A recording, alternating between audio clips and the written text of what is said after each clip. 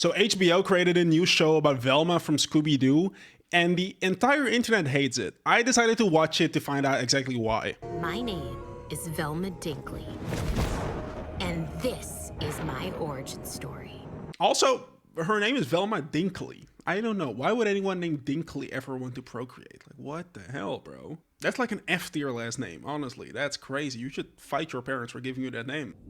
And it starts with a murder, bitch. Also, if you didn't catch on yet, this show is not for kids, which is highlighted by her cursing. And for some reason, they have cockroaches mating together. And also, the entire start of the show is like inside of a girls' high school locker room, which I genuinely do not need to see that. Like, I'm fine on that. This is so unnecessary. Who made this? And why? Why are you this? I don't know, it's a bit creepy. Have you ever noticed how pilot episodes of TV shows always have more gratuitous sex and nudity than the rest of the series? I have personally never noticed that, but okay. And why are we still inside of a girls' locker room? Please get me out of here.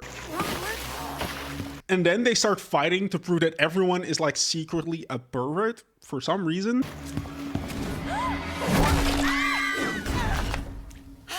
And then Velma pulls up as a literal assassin to kill this girl Daphne with the red hair, who is still naked for some reason. We should give her clothes. We really should. And then they open up Velma's locker and a dead girl named Brenda falls out. She has no brain! With no brains, which finally, something's happening. We have a dead girl with no brains. That's kind of cool. We have like a brain killer out there on the loose. It's kind of cool. I'm just happy that something's like, something's in motion. We got a little storyline going. And I think the show is about solving Brenda's murder.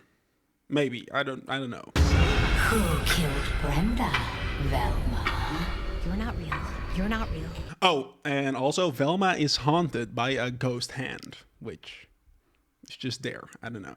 By the way, I should mention that I've never seen Scooby-Doo as a kid. Like, if there's characters from Scooby-Doo in this show, I wouldn't know. Also, people are apparently mad that this show is about Velma and not about Shaggy or Scooby-Doo. That's why the show isn't called Scooby or Shaggy. It's about Velma. Are you slow? Why didn't you catch on yet? I don't think there's anyone who watched Loki and was like, oh my god, this show should be about Thor. That's not how this works, okay, buddy? It's about Velma, not Scooby. I'm a suspect? She was found in your locker and you were lurking around the showers like a gym teacher who isn't a gym teacher anymore. So fast forward a little bit, the show is about Velma, who's being framed for the murder of Brenda, and we have to solve the murder so she can be free and like not guilty anymore, I think. Maybe. I don't know. Like, I'm guessing at this point. You and Daphne used to be best friends, isn't that right?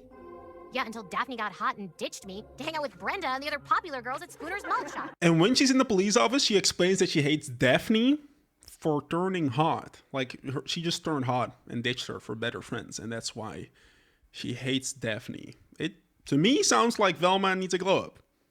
But hey, okay, whatever. Let's just hate Daphne. Then she bumps into this little influencer dude named Fred. Hey, watch where you're going, jerk. Oh, hey, Fred. Who was apparently actually from the original Scooby-Doo cast, but I just didn't know that. I had to Google that after watching the episode, but he's supposed to be like one of the OG characters. Maybe. I have a disease where I can't recognize people who aren't hot. My doctor says it's basically sickle cell for rich guys. And tell me, please, if you know, why is he so extra? Because this man is stirring up to the max. Like, literally, I've never seen a more extra human being in my life than Fred in this show. I'm caliente, as this one's people would say. And they also turned him into an absolute idiot, who's also racist. I don't know why. Is that Fred? Is that who Fred is? Is that what Frederick is all about? Because I don't know. And then in the middle of this conversation, Velma gets like grabbed by this ghost hand, which is like, I think supposed to be her mother. And just FYI, I didn't kill Brenda. And how are you going to prove that, Velma? But the thing is, that's easily by far the most interesting storyline of the show. Like, I enjoy the whole dead mother storyline a lot. It's really good. Spare me, I've had a long day. You've had a long day? I was accused of a murder I didn't commit. And whose fault is that? Excuse me? Don't you raise your eyebrows at me, Steve Harvey. You know exactly what I'm talking about. Ugh, fine. And of course, she also has daddy issues and starts arguing with her father and her stepmom, who is some weird kind of baby influencer who photographs her baby's hand sticking out of her stomach.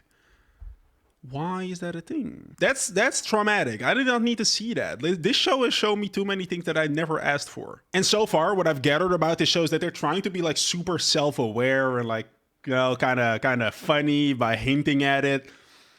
But they're just not really good at it. They are not great at being self-aware, which is always a bad look, honestly. Riding my pony. That was Brenda's favorite song. Then we get this girl who looks a lot like Sydney Sweeney. You can't tell me otherwise.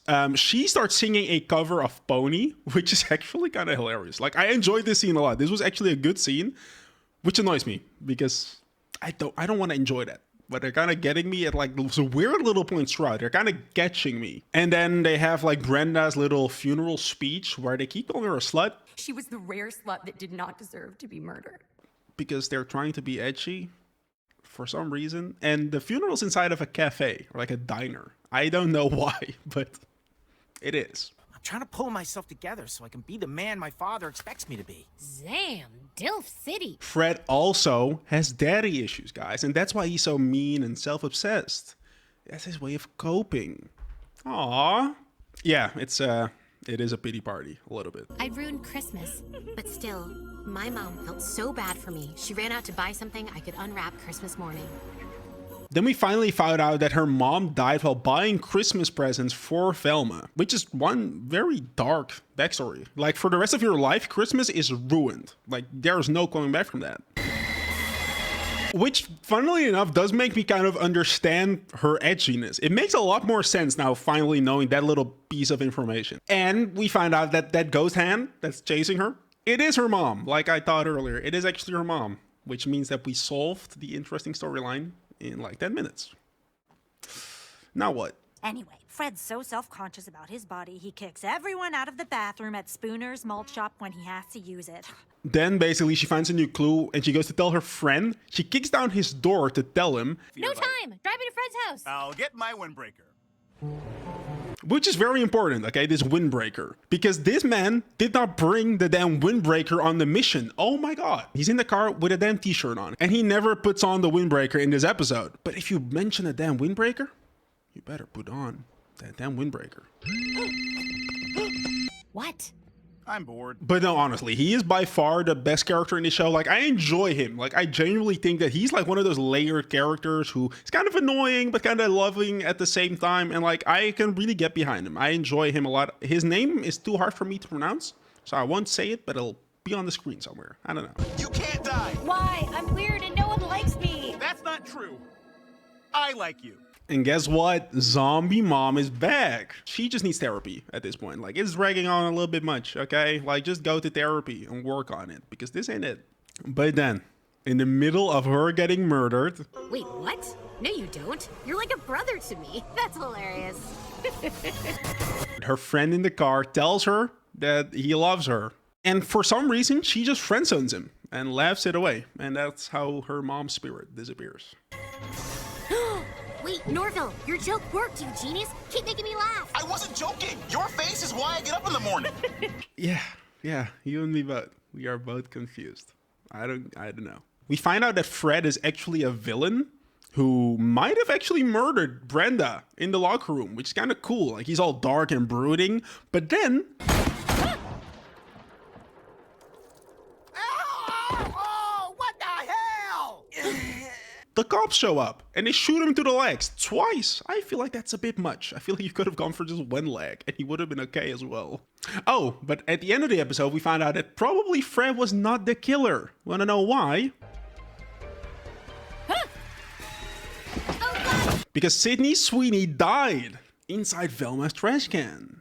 Ooh, spooky. It's not Fred, but who is it? We don't find out. And I'm gonna be honest, they hooked me with just that. I was done. I was so done. But when Sydney Sweeney died, I was like, I need to see episode 2. So I also watched the second episode. And I'm gonna be honest, episode 2 was kind of boring. Drugs here. Get your drugs here. Narc.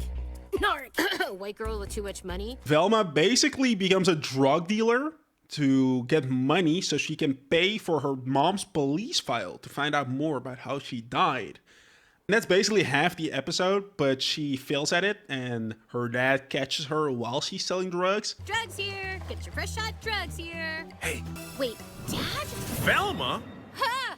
And I think her dad was a fiend. I think he was buying drugs. I don't think he was actually trying to catch her, but she ended up selling it to her dad, who then caught her and took her home, and then told her that if she helps him defend Fred in his trial, because remember, Fred is going to jail for the murders, she gets $500 if she helps prove that he's innocent.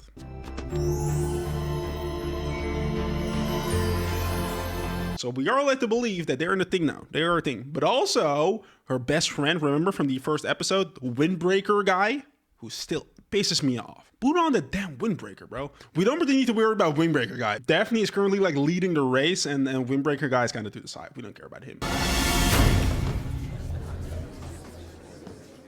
Velma, do you swear to tell the truth, the whole truth, and nothing but the truth? So now, fast forward to the trial where Velma helps her dad defend Fred to get the $500 so she doesn't have to become a drug dealer. Good. Which is an interestingly good message. Kids, don't deal drugs. Just prove that people are murderers, and you can also get money. You can do this. America. He's been so pampered, his body hasn't even felt the need to fully mature. I mean, Fred literally can't feed himself. And this just becomes kind of weird because they prove to us that Fred is so incompetent that he couldn't have killed them by showing us that he can't cut his own steak.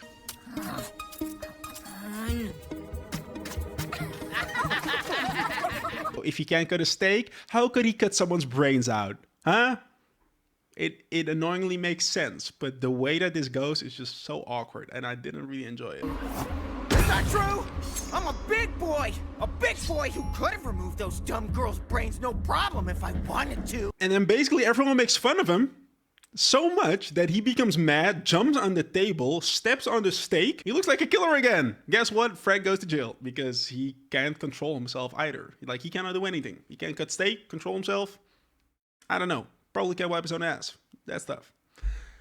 It's especially tough for the person who works for him. Finally, Daphne helps her by giving her the police case anyway so she can solve her mom's murder. Saw you on TV and brought you this. My mom's cold case file. Which leads to her having another trauma attack. And then, remember when Windbreaker helped her break her trauma the last time? This time it's Daphne who makes out with her in front of a Windbreaker guy. And when they make out, the ghost goes away. And I think this is them like being together officially. Like, there's no chance, buddy. Daphne's taking over, okay? You need to like go home. Daphne's here. Big Daphne. Now, apparently this show is a 1.3 on IMDb. That was not supposed to rhyme, but it's kind of crazy. And I can't really blame them either. And all of Twitter hates it. But Twitter has weird reasons for hating the show, which I disagree. Like the whole Velma thing that I told you about earlier, people hate the show because it's about Velma. Just because of that, which makes no sense. I'm gonna be honest, some of y'all hate this show just because she's a girl and it's not Shaggy and Scooby. You gotta fix that. That is some internal problems. Good luck, buddy. So if you end up watching the show, let me know and enjoy, I guess. I don't see myself continuing the show, but I had a good time making this video. It might not have looked like it, but I did, really.